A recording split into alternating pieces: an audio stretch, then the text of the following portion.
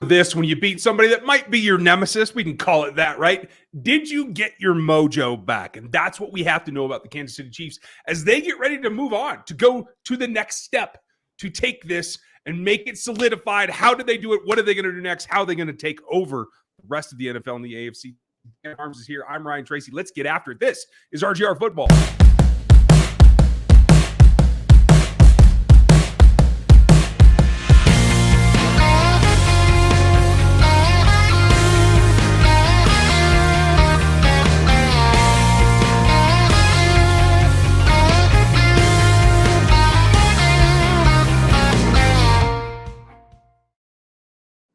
Welcome back, everybody. It's Monday night. It's your Q&A. We're going to get to all of your questions. This is Dan Harms. How are you, Dan? Oh, I'm doing good, guys. I'm glad we all got to have some nice Victory Monday chatter. It was always nice turning on, even if it's just in the background, because I don't typically listen to national media talk. But every once in a while, after a win like that, I'll kind of like turn it on and listen. And it can be fun sometimes. Just a nice little release, as it would. I like it. You got to have that from time to time. That's just the way that it goes, folks. Today is the Q&A Monday. This is where we answer your questions tonight. Super chatters, we will definitely get every one of your questions answered. If you want to ask a question, you don't have to super chat. We appreciate it and all the support. Just put question marks at the beginning of your question if you are not going to do the super chat, because I have trouble finding them otherwise. You can help the channel this way, buying some gear. Grab that in the store down below as well. New background for tonight because I'm feeling rather red. That's the way that it goes. Although my shirt and your shirt and the background aren't matching yet, but we'll get there. Yeah, we'll get there. It's going to be just fine. Now, I'm a little frazzled tonight, folks. I have a family thing going on that I'm going to have to get back to here eventually, but we are going to get after it and get going early. So, thank you, Jeremy. Welcome to you. What up, Jeremy? How you doing? Rogues. Dan, would you start with Gary's first question? No problem. Thank you again, Gary. Always so supportive. Ryan, Orlando Brown was horrible games. Should they trade him and draft the best available left tackle in next year's draft? So, I know you said Ryan, but I'm going to answer this because one, he told me to, and because they're going to be drafting once again near the end of the first round. The success rate for drafting those tackles specifically is not very good. And we've seen at least good offenses and good teams have been able to take more chances on like day two prospects and get them developed properly. I think Tyler Smith for the Cowboys is going to turn out okay, but again, that's a chance. He was out of Tulsa, so you don't really know what you're getting. And again, he was projected to play guard this year, but he's forced to playing tackle, and he's looking okay right now. So again, it's a mixed bag with these end of the first round guys, and the Chiefs clearly have a brand, a specific tackle type they're looking for. If it's not there, then you can't just take the first guy on the board, because typically they're not going to be those long-armed, athletic guys. Those are going to be the guys that go at the top of the first. So unless you're trading up, you kind of SOL, unfortunately. that is kind of the way that it goes. But I want to give a shout out first to Matrix Reset. Welcome to the memberships. Make sure you sync your account. We have some stuff coming to make the Discord easier. FLDB is going to be in charge of that. And Let's go. You can find him here. Talk to him in the chat. We have a new link for you. We're going to get that out where you guys are going to have to get that squared away and connect to your YouTube account.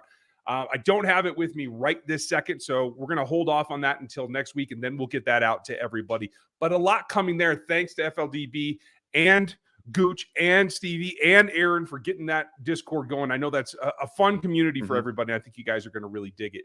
Members get in there at the rookie level and above, and we have a couple other tweaks here that we're going to be doing very soon. So thanks for that. Congratulations.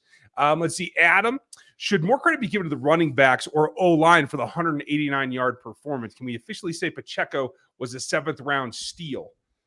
I'm down with calling him a steal. Are you?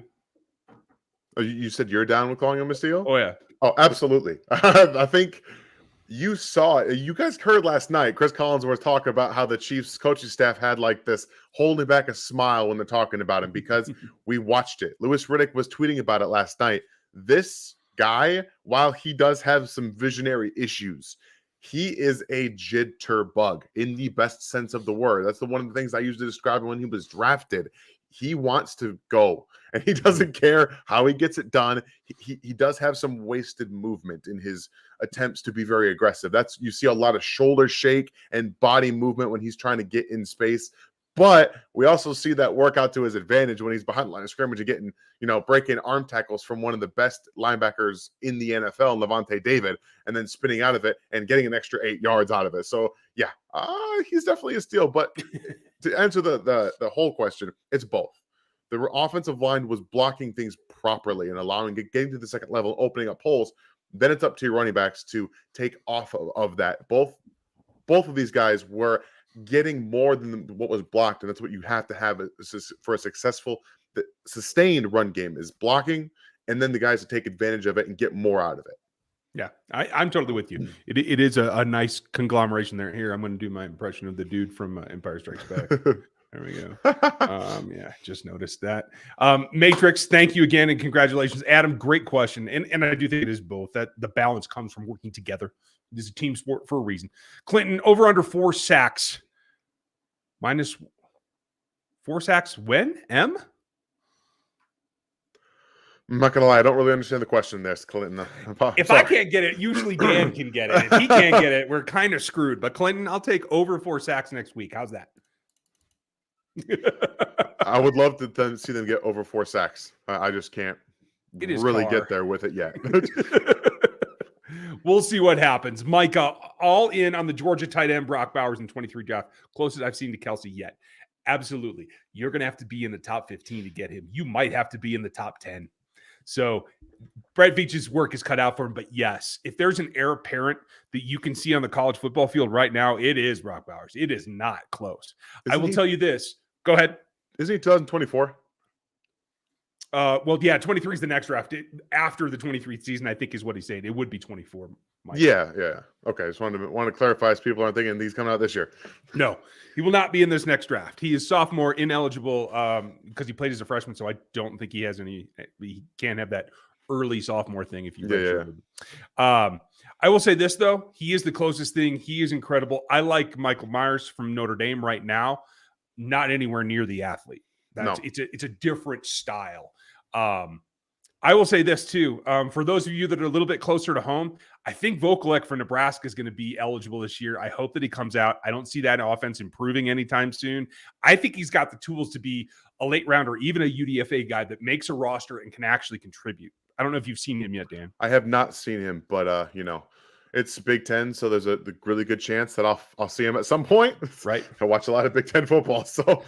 I liked Colby Parkinson too, though. So like some of my guys take a few years to develop. So just hold on. It's all right. I mean, I was an Isaiah Likely guy coming out. So I mean, right? We'll see. It's like you nailed that. Why do you think that the chemistry is off with Pat and McCole? Guys, this isn't your fault, Crystal Swag. Like, it's not your fault. No. Go ahead, because I don't have anything kind to say. It's not chemistry. Okay. I know that some people who are getting into the film game are trying to say that Mahomes didn't even bother looking at McCole Hardman last night. Like, it wasn't it. So here's how this works. In any given play, a quarterback has reads. Okay. His first read, if he likes what he sees, Mahomes is going there. Doesn't really matter what's going on in the play. So I know that this isn't like, I'm not directing this at you, Christo. I promise. This is just an overarching concept. The play where McCole Hardman's wide open for a touchdown. As much as I'd love for Patrick to be able to take this eye, look at Justin Watson and this eye, and look at McCole Hardman and make a simultaneous decision, he can't actually do that. So unless the play call is being designed for him being a first read, and he's open, he's probably not getting the ball. The Chiefs were doing a really good job executing their plays. First reads were really, really open last night, so you weren't going to see a ton of him going through his progressions. The problem for me is that there isn't enough being drawn up from McCole Hardman, whose speed is difference maker. Maybe it's because they're trying to let him rest, because again, one target last night, we don't really know. So I think they might be trying to maybe rest his heel and try to let it get up, and then they're going to unleash him later. But again, that's just speculation. I would have one up you there even. I doubled down on it because I'll bet you that Pat didn't expect Hardman to get the kind of breakaway routes because he knows he's injured. You know what I mean? Yeah. So like in the back of Pat's mind, he doesn't figure it's going to be there, even though it was. That's more on the quarterback than it is on anything. It's like you put it a really nice way in a positive way that he sees what he likes and he goes for it. There are times he has tunnel vision too, and he just wants to go somewhere. Very much. There's two sides to that coin. Let's see. With McDuffie and Gay coming back soon, how well does our defense stack up? McDuffie raises the level of what was a very good play last night. Rashad Fenton was not a glaring weakness last night, so that raised the floor dramatically for the secondary. When it came down to seeing his grades and what he was able to do, like I think he gave up 39 yards in the air. That's great for him. Really, this defense with the secondary against game, like, when you're up that much, it's all going to be underneath. Like the Mike Evans stuff is different, but everything else was given up underneath, so he doesn't have to worry so much about getting beat one-on-one. So yeah. It was nice. Yeah, 39 yards. Snead gave up 51, but we've talked about Snead a bunch last night, and we don't worry about that because Snead is such the all-around. It's going to be impressive. Wait till we talk later about pass rush, you guys. And Gay actually just ups the level. I've been impressed with Darius Harris in molding his game a little bit, stepping his game up. But I'm sorry, Willie's just naturally at a higher level, and that's just going to make the defense that much better. Yeah, tight ends and running backs will stop hurting them so bad. Yeah, right. Quentin, Ryan, do you think that Andy running the ball is because Andy is learning or because we were up? Neither. It was Andy reacting to the fact that his offensive line got their butts kicked the week before because this is the biggest takeaway, and I want to make sure that you guys get where I'm coming with this because this isn't a rip on the offensive line. In the NFL, if you don't practice it that week, you're not going to be as good at it. There's just no way around it, and this offensive line proved that. Andy got in their butts. I talked to multiple people on the beat that saw this. Andy was pissed after Indianapolis. He got after them. He challenged them. He overworked them to the point where they're like, what do we do? You have no choice but to be good at that point. And so like, it's not like it's punishment, but it is training. Get here, get your blocks done, dominate what you can. I mean, this team ran against Vita Vea, who's probably the best nose in this league. And yes, there's assortment of guys around him on the front, but that's like the biggest boulder right in the middle of the offensive line. Exactly. So I don't think it was learning. Andy doesn't have anything to learn. He did break his own tendency, though, and that is a willingness to go away from what he normally does. I think those are the two things. Do you see something different, Dan? No, it was they needed it. The offensive line needed it. Andy needed to see it too. Like this was a very much a look. We went out and we upgraded this offensive line. We built one of the best interiors in football, and you didn't play even close to it last week. It was awful. And Andy was like, no, you can't be doing this. You can't do this stuff. And I think that they finally got it together. The offensive line needed last night just as much as the offense in its totality did. Yeah, I agree with you. Don't worry, folks. I'm getting all of your questions.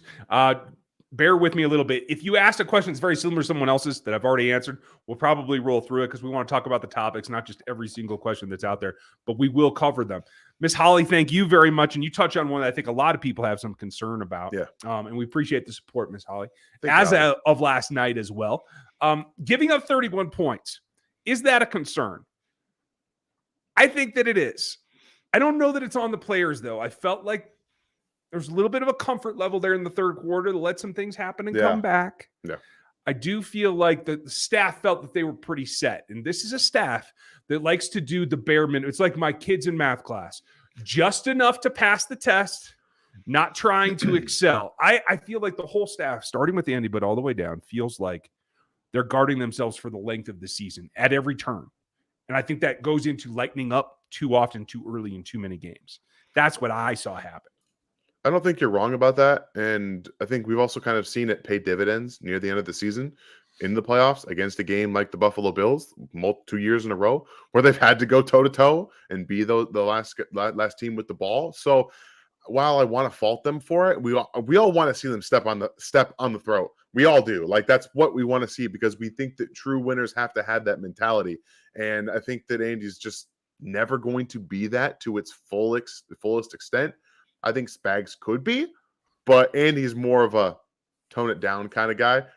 So at the end of the day, I'm not like overly mad about them giving up 30 points. Had the Chiefs scored 31 points, the Bucks probably only scored 21. So I don't know. Maybe that's just my own warped view of how the game would have gone had it gone differently. It's like you're watching this team with open eyes. That's just the way that it goes. Folks, we've reached the quarter waypoint. Time to say, please hit the sub button right now. If you want to know how this game works and how this team works, That's what we're here to tell you. If you want to hype up and enjoy the fact that Travis Kelce like put something on Twitter or whatever, that ain't us. I don't have the time for that. We're about ball, X's, O's, evaluations, etc. Please become one of us. Hit the sub button, hit that like button, hit the bell too, because that tells you what we're doing. We have some new experiments going on. We have some new guys coming on. We have some new content formats. I kind of experimented a little today. Check them out. We're going to do some shorts. We're going to have some new things for you that kind of round out the experience and maybe even expand to a platform or two. We'll see what happens. But thank you guys for being here. Like, sub, bell. Those are your 3 keys to making the world go round. At least this one anyway. How many yards of Tom Brady's yardage was garbage? Defense not really trying for yards. I mean, yardage wise, I'd have to say, what was the fourth quarter? It was back to competitive. I mean, I don't know, 80? What do you think, Dan? I don't think that's unfair. It looked like after the first quarter, they were playing lots of off coverage. Like you did see some blitzes, but they were pretty much saying, we're not going to let you throw it 50 yards down the field, which is, again, what defenses have gone to, not just for the Chiefs, but this year it's been an overarching amount of too high shells. This phenomenon that's growing. And honestly, I can't prove it because I don't have the time to stats and go search this. I think that yesterday in the NFL was one of the largest team total rushing yardages that they've seen in years, because defenses have said, you're not going to throw the ball deep on us. And teams said, fine. Okay. We're going to run the ball for almost 200 yards. There were teams, the Falcons, the even I think the Lions did. I'm pretty sure the Seahawks did. We know that the Browns did. The Giants over 200 yards. There were teams all yesterday that ran the ball, a lot of them. So that's what it comes down to for me. Like, it was just, we're just going to take it this way. The Bucs said, we're just going to throw it. And Kansas City said, fine, you're not going to beat us deep. I've talked about this before, and I just want to illustrate. That's why I zoomed out here, folks. You've heard me talk about, and this is what it was. 2019, the Chiefs were at the peak of the pendulum out here. Yep. Throw the ball all over the yard, play man, try to stop guys early in the route. It didn't work. Now the pendulum is swinging back, and teams are finding too high shells like boxes. Oh, we're going to run the ball. And now it's coming back this way.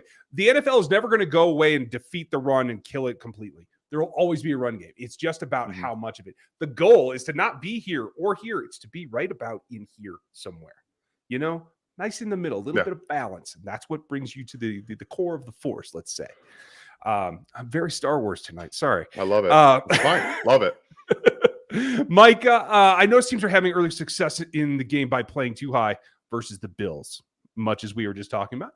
But as the game goes along, QB Allen is burning them with long runs because they don't have a spy. Thoughts?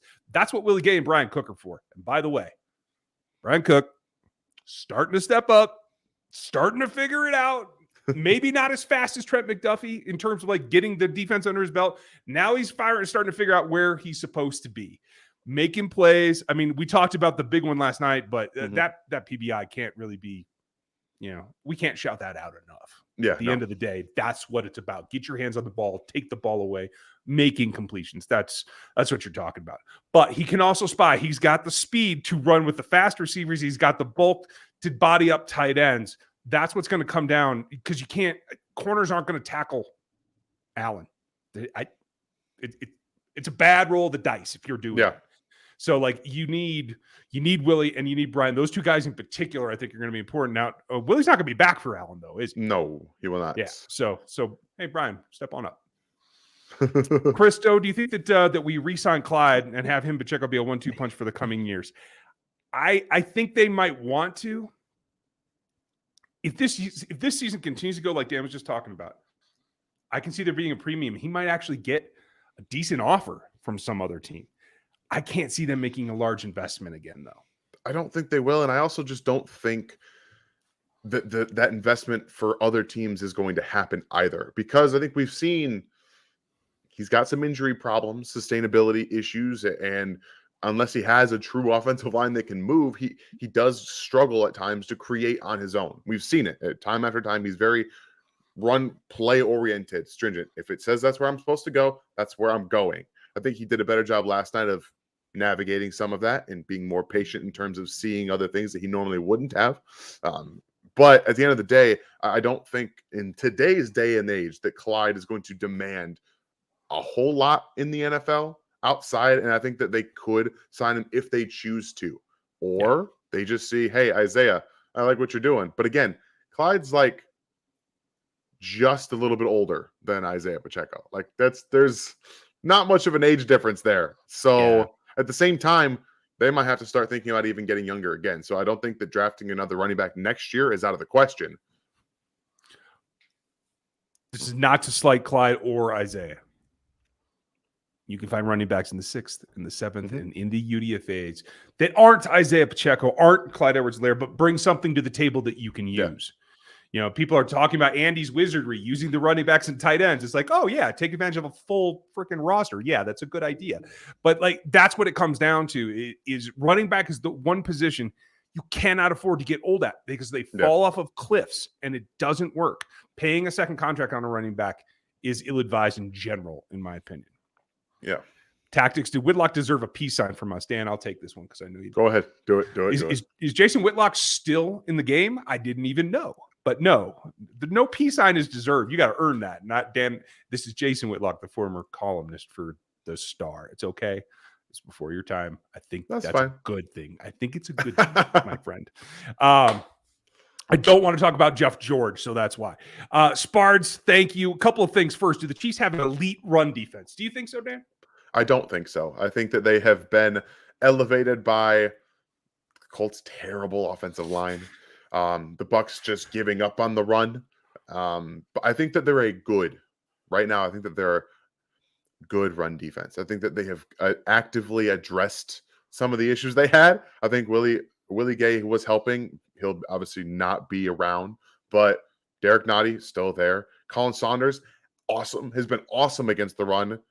All the defensive ends have been contributing. Obviously, Chris Jones does too. So I really think that George paired with Frank have really helped their rush defense. And you also have linebackers that seemingly now know where the rush lanes are and aren't just like deer in the headlights. I don't know where to go.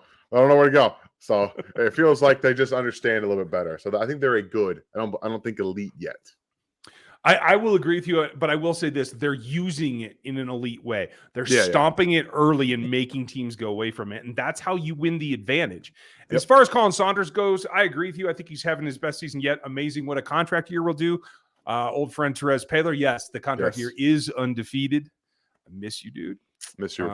There's a lot of things that come around that Therese used to say that people didn't pick up on that are always true. Jake, thank you for the support. Does McDuffie give up the 2 touchdowns to Evans? Yes. Yeah, there's just some things that are inevitable. Even more so. Yeah, I'm sorry. Go for it. Jump you there. No, go for it. Finish your thought. You're good. It might get that throw. The first one was a zone beater. So that really wasn't a specific corner's fault. Second one, it didn't matter who was on him from this team. That throw, that catch was happening. It didn't matter what happened. Like that's how good Mike Evans is. And it really is disrespectful how many people continue to dog on that man. I won't stand for it. Honestly, I think Mike Evans is going to go down as one of the most underappreciated all-time greats ever. Like he's never not had 1,000-yard receiver season ever in his career. Tell me if you agree. Now this is lofty, and I know this is lofty. Okay. Big man targets. I'm not talking about like Nuke and the skinny dudes who can lead. Yeah. I'm talking about big man targets. Johnson from the Texans and Megatron, right? Who else is up there? Who is Evans with besides those two? I would say Julio. Julio would go down up there.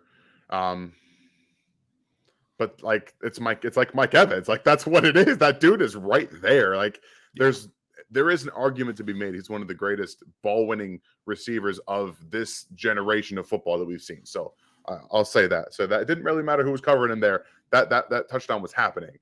So unfortunately, there's just some things you can't defend. That's one of them. And unfortunately, he is a catch point king, and that is the one disadvantage that McDuffie has built in. Mm-hmm. He doesn't have the length to go up that. He has some good leaping ability, but as a rookie, I don't think that's going to be enough to make up for it. Sophomore season, third year, absolutely. But last night, that was not going to happen. You had a better chance with the longer armed corners, so I don't think they missed out on anything there. tactics. Thank you again, sir. Pat had miracle plays like the 2020 Super Bowl, except the receivers actually felt like catching. Yes. I mean, yeah. And you weren't trying to target, your running backs on a downfield in at, 28 yards or whatever it was. So that's true. Puts a lot on them. Tyler, big shout out to Orlando Brown for shoving CH in the end zone after he appeared to be stopped. Have you ever seen aiding the runner penalty called in your life? Never will be. Nope. Ever. Nor should it. Unless you just plant somebody in the process and somebody gets hurt off of it or something. Yeah, that's about it. Different. Patrick, what's up, Rogue family? Thank you, sir. Hope you're doing well. Question: where does Niang and McDuffie fit in the lineup after they are off IR? McDuffie is an instant starter, no matter what. Yeah. Niang.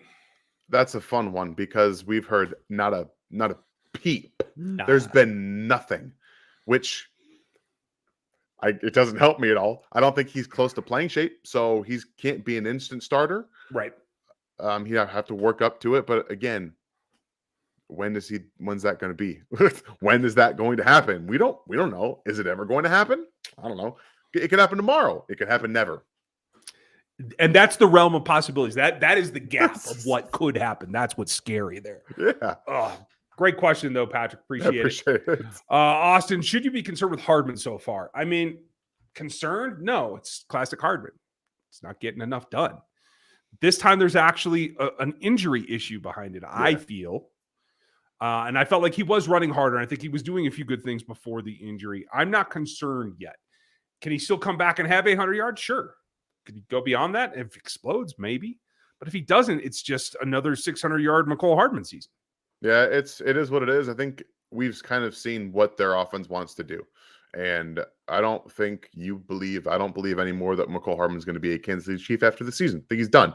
I don't think they're going to re-sign him unless there is some, I don't know, world where, interest?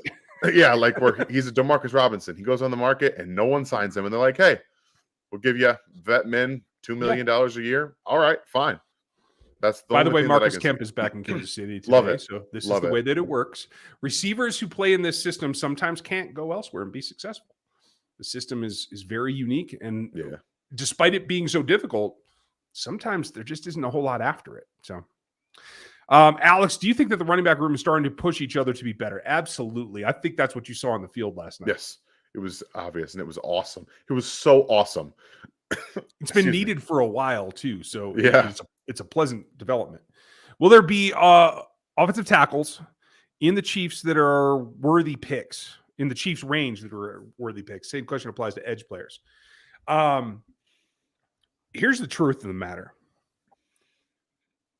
Karlaftis is a guy that we both were very pronounced on the drawbacks, right? Yeah. He has the base skills and he can be a pressure push end. He is not a game changer. We didn't see that on film. I think he's done a great job so far of playing his game.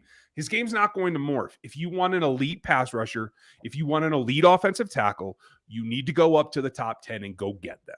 That's what Veach is going to have to do. It's going to be another situation where you're going to have to bear the burden of giving up the draft capital to go get it. Personally, I haven't seen a tackle yet worth doing it for. Have you? Not yet. Going to get them, you kind of hope that a guy like Paris Johnson falls, that you can, like maybe like a Trent McDuffie slide. You're at 29 and he falls at 21. Sure. You're like, hey, I might go try and go get him because the tools and the physical ability, the athleticism, the length, it's all there. Yeah. He's got a problem because he played guard for the last couple of years, and now they're asking him to play tackle at Ohio State. So it could drop his draft stock enough that where you're like, okay, we've done this with Trey Smith. We've done this with, Creed Humphrey. We've done it with guys like Niang to an extent, Wiley. We can go get this guy. Maybe we can turn him into the future left tackle. Like that's what you're hoping for, is that something happens to a guy and they fall a little bit, because right now I'm not impressed with this tackle class. I've seen a few different guys. I don't think it's anywhere near what we've seen in the last couple of years. And that's kind of a problem for Kansas City in terms of going to get somebody. I completely agree. I think it might be a free agency thing again. Yeah. If it's not tagging Orlando, if Orlando doesn't play up to even being worthy of the tag, it's another free agency thing. Yep.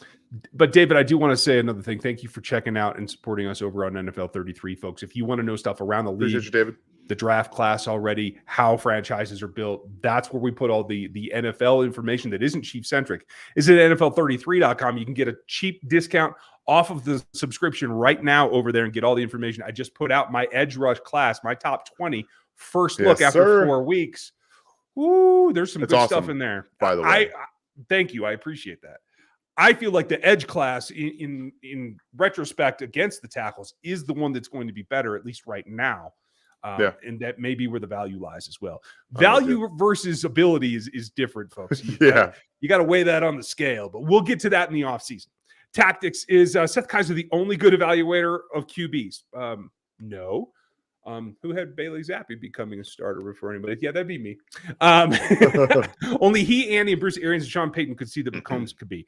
I in terms of that, Seth wasn't alone. I mean, I had him behind Watson, but Seth and I had some really good discussions about that. Is what was the risk in the foot issues, in being able to really things that still carry over now, always gunning. The difference was Patrick threw a lot more interceptions in college. Like the control wasn't there. And so we had a lot of good debates, but no, Tactics. He's not the only one. It's just that I don't think anybody was willing to take the risk on the upside and letting him run the offense like Sean Payton and Andy were, and Arians to a smaller extent from what I understand. I don't think he was ready to go up into the top 10 to get him. So liked him, but not that much. Yeah. I think quarterback play, especially for the era that we're in right now, scares GMs because there's so much tied to them. It will kill your career if you're wrong. So I think they're risk averse is what it is. Thanks, Tactics. Thanks, Spards. Appreciate you. With all of our draft picks next year and the draft in KC, does Veach make some trades to move up for a better left tackle, or do we look in free agency? If somebody emerges, he could certainly move up. I think he moves up anyway. I mean, I'm still expecting them to finish 28th or better. Or lower in the draft. You know what I mean? Yeah, I'm with you there. So I do think there's a trade up either way. Right now, I lean toward edge rather than tackle. But I'm with you. I also don't. I don't mean to like crap on your idea. I don't think the fact that it's in KC. No, you Spards. I don't think the fact that the draft is in KC plays any part of anything. Like they're just going to trade it, keep it as what it is, and that's just. I feel like a lot of people think that the Chiefs have some pressure to make their draft more exciting because it's in Kansas City, and that's not going to go into any of their evaluation process. So, we know Veach likes to kind of play around in the first couple of rounds if he can. So I think you'll still see that. And at the end of the day, right now, it doesn't look like there's going to be a guy that you can go get at tackle that's going to be able to do much. But they can definitely go and get someone at defensive end that can be a guy you can pair with George Karlaftis and say goodbye to Frank Clark. So I think that's what it might do.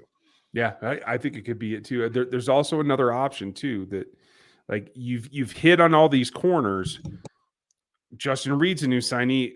Are they going to bring Juan back? That becomes a question. Like you might have to look at safety as well. I like Cook, but he's not there yet. So like it's going to be a big question. As young as this defense is, it's still going to change. Thanks, Spards. We appreciate your support as always, bud. Yes, thank you. James, kind of weird how Steelers thought that they didn't need Juju, but he has been more receiving yards than where the number one receiver. That's a little unfair. Matt Canada, it might be one of the worst offensive designers in the NFL. Mitch Trubisky was operating that offense.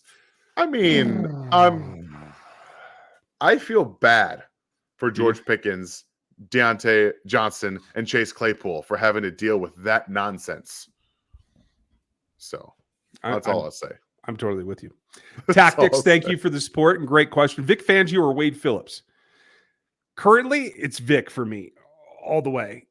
Yeah. 10 years ago, 12 years ago, Wade.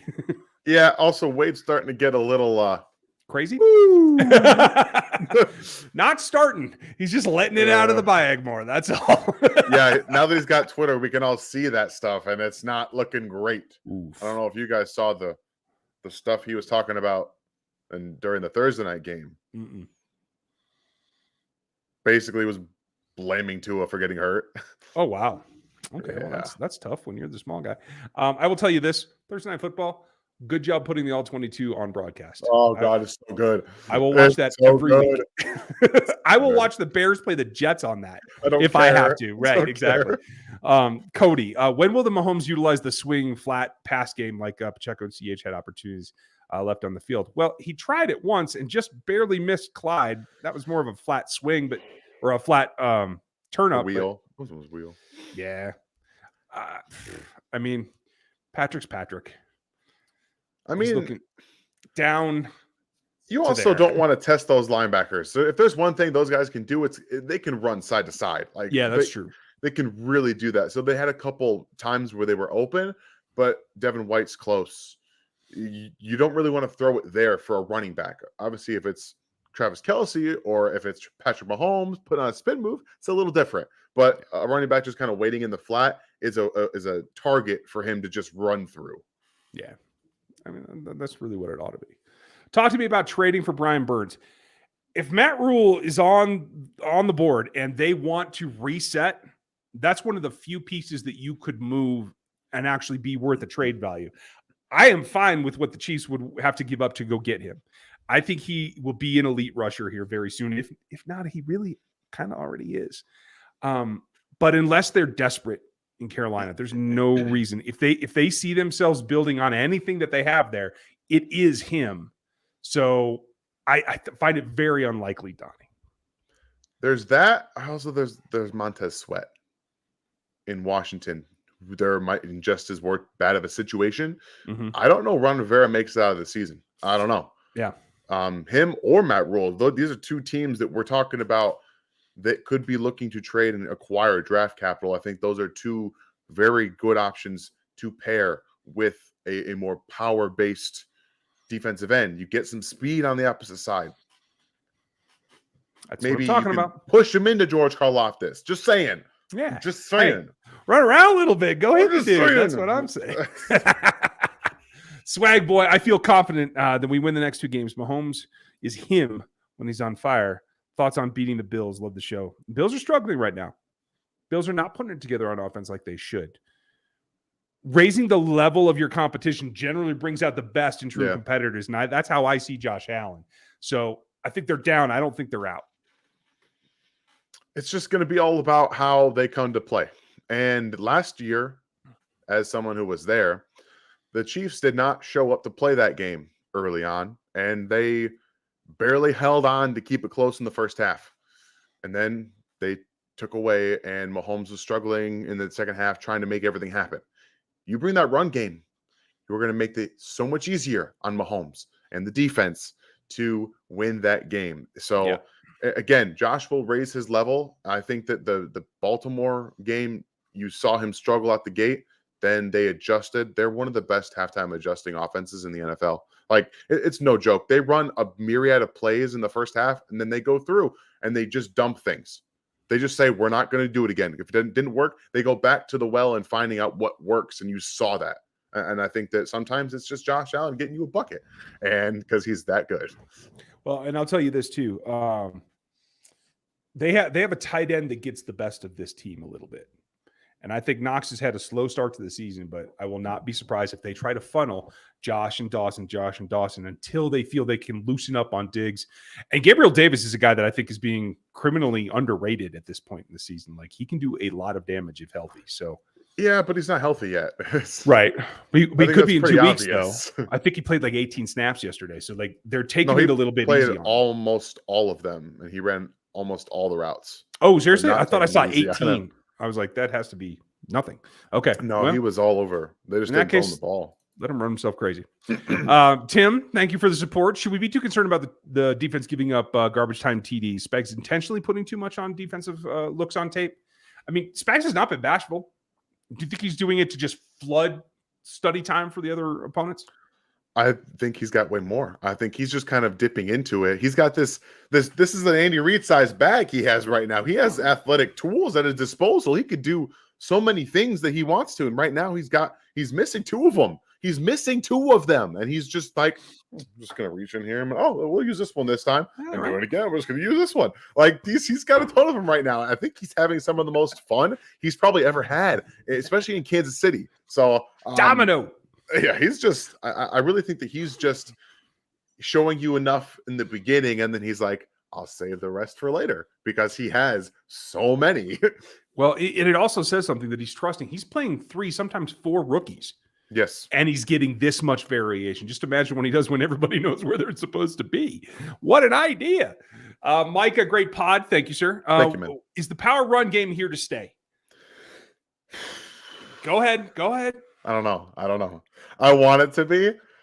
We talked ourselves in all off season about what this could be. We talked about it, and I don't really know what it is, but I do know one thing.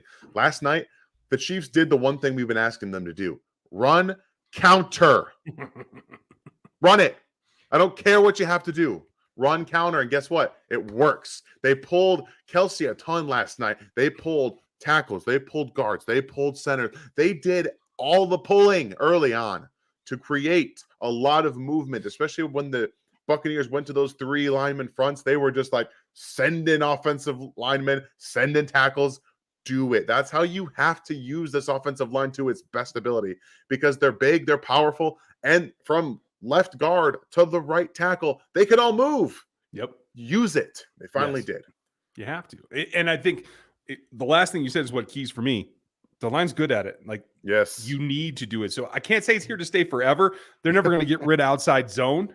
No. But hopefully this is the first step in keeping more of it in the game plan and using it to its effect, Micah. Did Justin Reed get hurt? Yes, temporarily. He got his bell rung. He came back in the ballgame. As far as I know, the injury report didn't have anything major on him. No, he cleared concussion protocol is what they said, yeah. Okay. Is there a chance to draft one of Soroski, Paris, Broderick Jones, or Anton Harrison, who I haven't even seen yet? Who are you guys taking? I was not impressed with Skoronsky early. The only game that I've seen with him, I think, was week 1. Okay. Again, this is, I think, from my memory. Don't quote me on this because it's still a little early for me. I'm still trying to get my feet wet with some of these guys, but he seems to project more like some of the shorter armed guys. I don't know if he has the length. Again, I could be wrong. I could be misremembering that. And that typically isn't where you're going to see in the draft. They're just not going to. They're not going to do it. So I haven't seen Jones or Harrison. The only guy that I've looked at is Johnson. So that's all I got for you. I'm sorry. Okay. No, that's cool. That's where you start. That's what happens. I haven't paid particular attention to Johnson yet either. So can Ross be a number 1 receiver next year? No. He might be a 5th receiver. But no. It's so hard, man. Without practice time, man, the starting 3. It's just, you don't get to just show up and be the guy.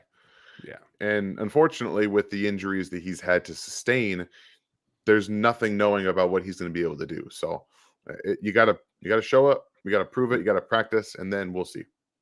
I think he has a chance to make the roster, though. I think he was pushing for it now, and if he can recover, I think he's got enough talent to push for 5. I don't think he even has to be the 6 because he's not going to play special teams.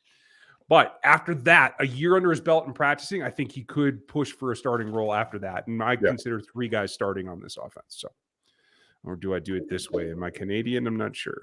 Okay. I don't know. Longborn, thank you for the support, buddy. Hope you're having a long morning yourself. I like it. Do you think that Fenton is trying to up his game so that he can stay in the field when Trent comes back? I think he is. And I think more importantly, I think he's trying to show that he can be disciplined and not be the over aggressive. I love his aggression, but he's overly aggressive to the point that he gets flagged too much. He's got to show the staff that he can keep it under control. And I think that's what he's trying to do.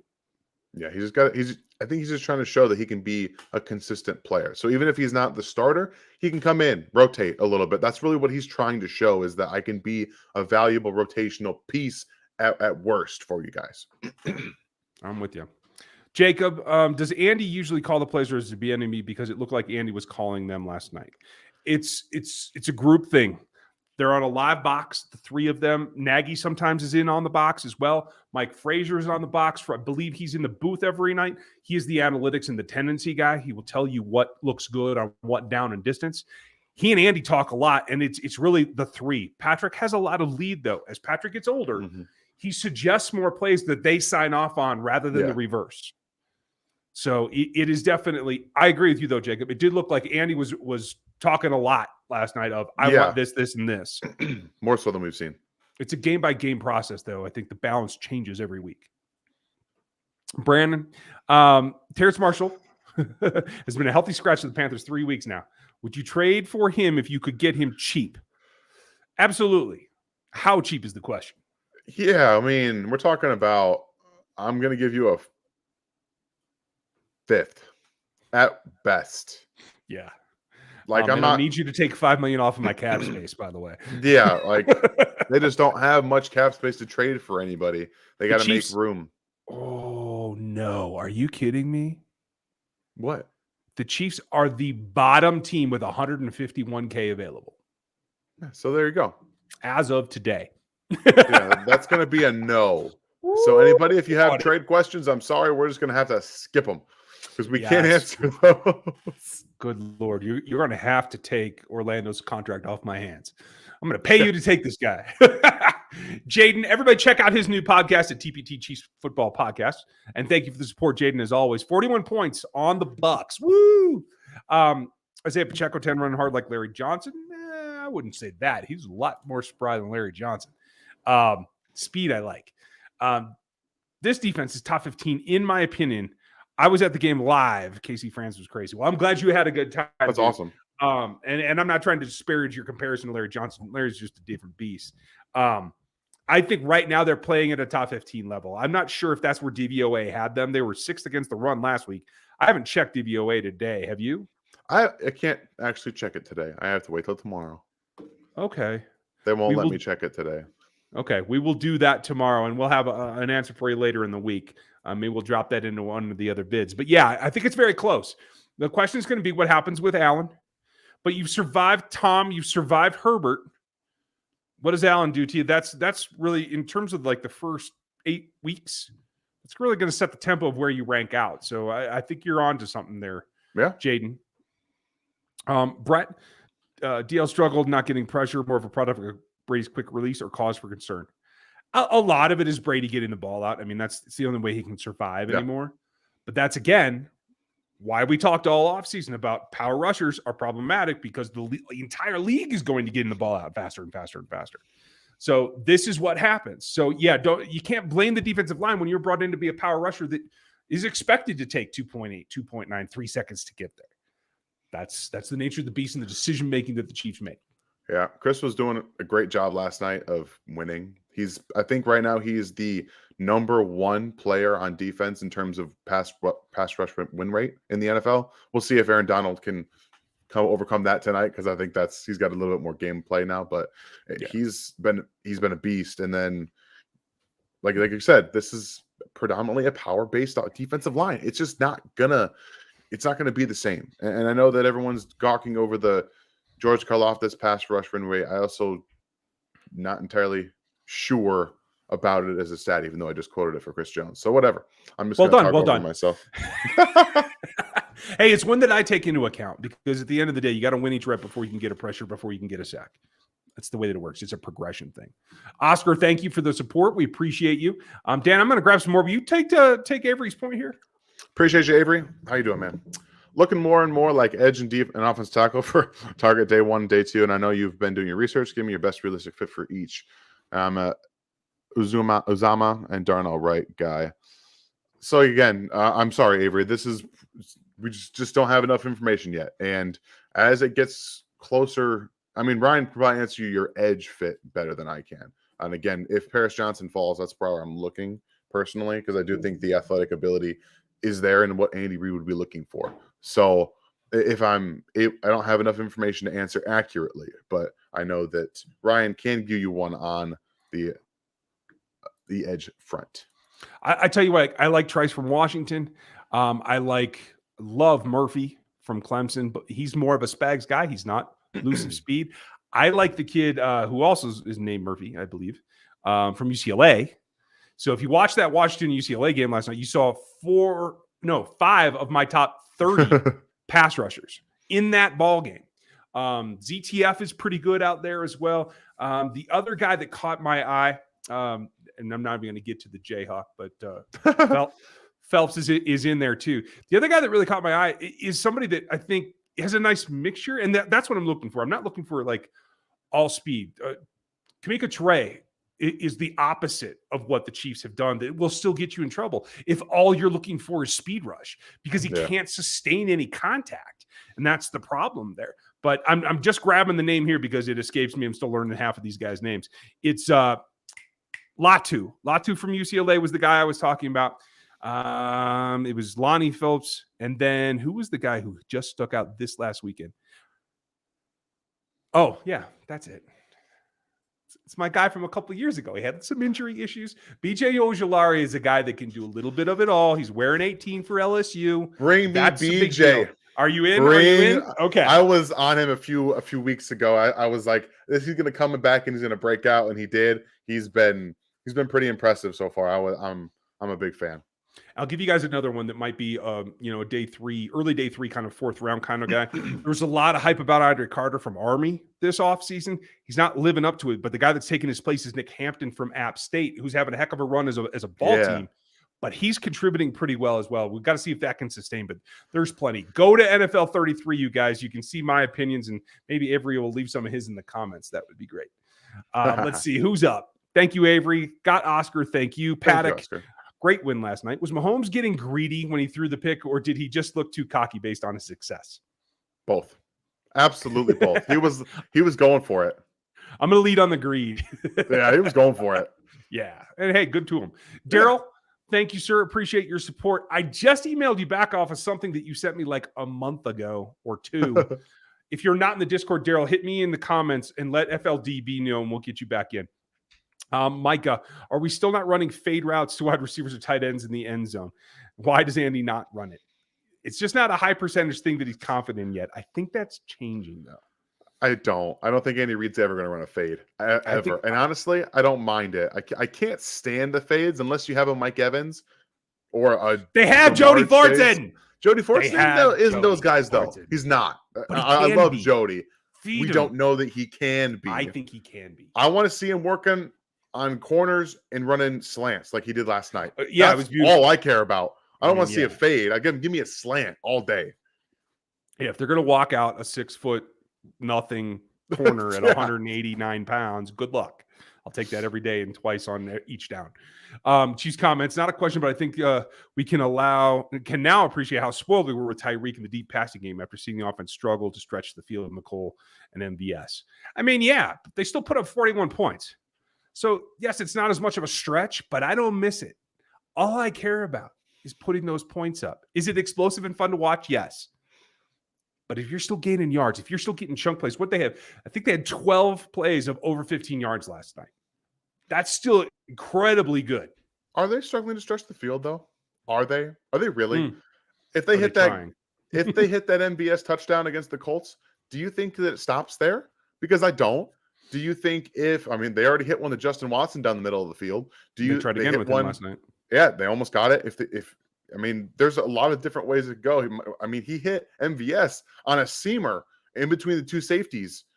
It was a great throw. I don't necessarily think that they're struggling to do it. It's just not as obviously apparent because gravity dictates otherwise with Tyreek Hill on the field. It's a little different because he's a different player, but I don't think they're necessarily struggling to stretch the field. I think that it just looks a little bit different. All right, we're going to speed through these, folks. We got a few minutes, and then I have to get to something. Why are they keeping Jones if they're not using him? Seems like they could fill that space to the position of need. I don't see any reason why they need to get rid of him. He's an emergency guy. You can see McKinnon getting hurt. If either of the other two get hurt, you need somebody that can run between the tackles too. I think it's a bit of a waste, but it's a luxury that you want to have. Attrition hits this team at the running back position every year. You got two guys that have had injuries the last couple of years, McKinnon and McClyde. This is a 100% insurance policy. Yeah. And it's good to have. Yeah. It appears that Orlando has another game where he struggled. Is it me or is he playing worse than last year? It's close to last year in terms of total pressures given up. Yeah. The thing that I don't like is it doesn't seem as smooth when it should be. Like when he does have the advantage, he's not outclassed by speed. So I hear what you're saying, Jerome. Gerald, thank you again, sir. Did Eric Bieniemy stop calling the plays on offense? Ran much better this week. I don't think that he stopped. I think Andy had specific things, and I think it was more of a let's all get together and have a better game plan of choosing the plays that we run from. I think it was more about the planning pregame than it was about the call sheet during the game. You know what I mean? I'm with you there. Yeah. They had better adjustment process this game too. Yeah, that too. Thank you, Daryl. Red Hood, is my question more of a edification than a complaint on Mahomes, but on his pick, am I wrong, or is that the correct read that was Sky underneath and Mahomes never looked past the deep read? That was the one where he did have Sky for the first down had he taken it. But yes, he was kind of, that's what I was saying earlier. Like, it's a little bit more tunnel vision. You know what I mean? Like, he wanted to go somewhere. And again, I think that's looking for the big play, not necessarily because he's too arrogant to say, oh, these guys can't touch me now. It is what it is. Question to my question earlier, whose job does McDuffie take when he comes back? Fenton or Watson? I lean Fenton. I kind of do too right now. I think Jalen's done enough, even against Evans. I know it wasn't a good day out for him, but did his job. Yeah. Yeah. You know, like I'm comfortable. And I think he's really starting to slowly, incrementally improve. He had a great start, and so that set really high expectations, but he's got some challenging players coming for him. Yeah. How he deals with Stephon Diggs is going to be interesting too, because they're going to match him up. Yeah. It's all about figuring it out. And I think that he's got more upside. I think it's pretty obvious than Fenton does. So at this point, since his floor is shown to be where it is, I would write it out with him. Okay. I'm with you. Is it just me, Ryan, or is Sky Moore looking like more of a legit possession wideout? I don't even know about possession. I think he's a weapon. Yeah. Dan, what do you think? He can be used all over the field. He can create, he can win, and he's got great hands. I think you can use him everywhere. I'm sorry, I'm getting calls. Looks like I have a thing going on. So we're going to wrap this up here pretty quick here, folks. Oh, that's the one that I already had selected. Mr. Phil, hope you're doing well. What do you think of Colin Saunders? He's really getting after quarterbacks. Yeah, and he's holding down the run as well. I think he's playing hard, and I think he's going to have an opportunity to really make himself some money. Hopefully it's still in Kansas City, though. Yeah. Do you think this guy gets more snaps next week? A couple catches, and I thought he had multiple blocks. Yeah, I think he should. I think they're going to slowly feed him a little bit more. Do you see something different, Dan? No, he went up to 22 snaps this past week, so I think that the ramp up is coming. Like, that's what this is looking like to me. I'm with you. Frank Clark no longer stands out. Wonder if he has, this is on his last year, too much money. Absolutely. Matrix, and welcome to the memberships. But yeah, I can't see Frank being here after this season. No, he gone. He gone. Will we get anything back for Orlando if we don't keep him? No. They franchise tagged him, so I don't think that is on the compensatory pick formula. Or am I wrong about that? No, because he'll still technically be a free agent. All right, so I'd have to look at that. We'll ask Chris Clark. He knows the cap inside and out. I'll get you guys an answer next week, you guys. Frederick, thank you for your support. Everyone is buzzing about Pacheco. I watch it. He runs super violent and primal. I like that word. Can you tell me how guys with his measurables fall in the draft? The big knock on him was lack of vision. He also didn't show the ability to catch the football in college. He didn't. Yeah. He was also sporadic in pass protection. Like, these are all things that we've seen kind of improve in Kansas City. So again, a guy who's also taking as long as it took him to get out of college, it drops you down boards. And again, running back position is already devalued as it is. Teams are just going to look elsewhere. Yeah. He's going to have a good run in Kansas City. It feels like second contract is wishful thinking at this point, especially because of his age. He's going to have to prove something really big to get a second contract here. Yeah. But yeah, he runs hard and I like it. Longmore and Kemp back for teams. Absolutely. And he may not even get elevated. They've got Fountain down there too. So they have two of their guys that were kind of their aces for special teams last year that aren't even getting elevated anymore. So we'll see. He is another, they have a lot of break glass dudes on the practice squad. Yeah, he's also back because Ely got suspended. So, oh, I forgot about that. Yeah. When you're little, dude, you don't need peds, bro. I mean, I think you thought he did. Yeah, evidently. Does Devontae Adams repeat Randy Moss and move on to another team for championships since he got the money with the Raiders? Oh man, he might. I mean, I thought it was a 3-year deal. I didn't think he had an out anytime soon. Receivers have so much power nowadays. Yeah. They have so much power, especially if McDaniels doesn't end up being the guy. Like, he gets a one-off year again and gets fired. Like, True. He could easily force himself out. Cavelli, he will not be back for the Raiders. He could be back for the Bills, but We have no indication that that's going to happen yet, though. It's just the possibility.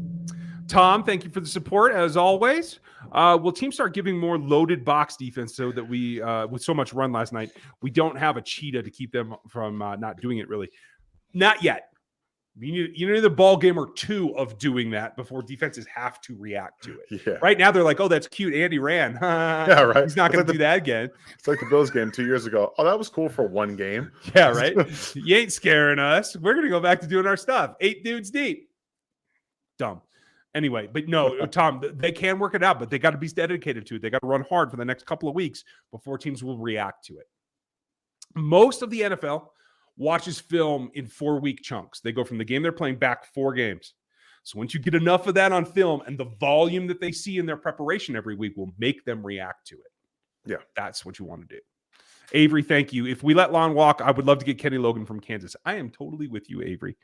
I love the idea of having a Hawk on the roster. I always love that. And I know Kamara is here. Is he practice squad or still? I can't remember. He's still practice squad. So like I'm all for more Hawks. I am down. Folks, make sure that you're arguing with Avery if you disagree, because I'm not going to take the time tonight. I cannot. I have a child thing I have to get here to. Daryl, thank you. I'm glad you made it back in. Glad that wasn't a big problem. Knicks fan, hope you're doing well. Mahomes doing Mahomes things. Can't wait for Gay to be back. I agree. I mean, that's going to give this defense another lift and really give them the opportunity to get back where I think that they can be. And they do that. They go into the bye. I mean, it could be fun. Second half looks better than the first half was supposed to look, right? So much better. It looks so much better. 13 games is still on the table here, folks. So I'm looking forward to it. I hope that you are too. Make sure, get subbed right now. We're looking for 35, 40,000 of them this year. We have a lot of growth to do, and it's up to you guys to help us do it by spreading the word. We're going to keep telling you how this game works, give you our takes and our vision. Dan will do it here. You've seen him all the time. He has a lot coming for you this week, Dan. Thanks for your time tonight. I know it's always fun when we're rambling through thousands of questions, but, you know, it is what it is. Thank you for your patience tonight as well, folks. I'd love to go long, but I can't really do it. Of course, Tactus got me, of course, because he knows my trigger point. So I'm going to show that real quick. If I can get that show up. Sorry, I meant, does Winfield Jr. deserve a peace sign from us? Oh, gotcha. Okay, yeah, I was very much confused. Now the star of the show is here, so we can wrap it up. Hi, Miss Avery. You know, Winfield, he's funny.